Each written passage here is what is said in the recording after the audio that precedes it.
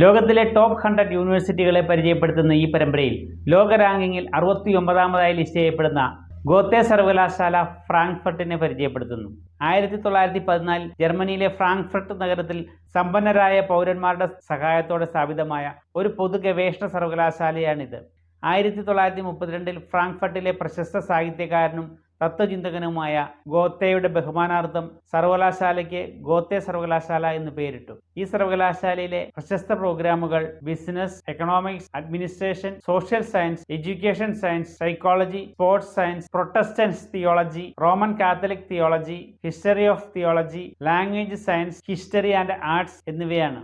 ആധുനിക കോഴ്സുകളായി earth science, environmental science, computer science, mathematics, physics, biology, chemistry, medicines എന്നിവയിൽ പ്രസിദ്ധമായ കോഴ്സുകളും നൽകി വരുന്നു. ഫിസിക്സിൽ നോബൽ പ്രൈസ് വിന്നറായ ഹാൻസ് ബെത്തെ എന്നിവരും പ്രമുഖ പൂർവ്വ വിദ്യാർത്ഥികളാണ്.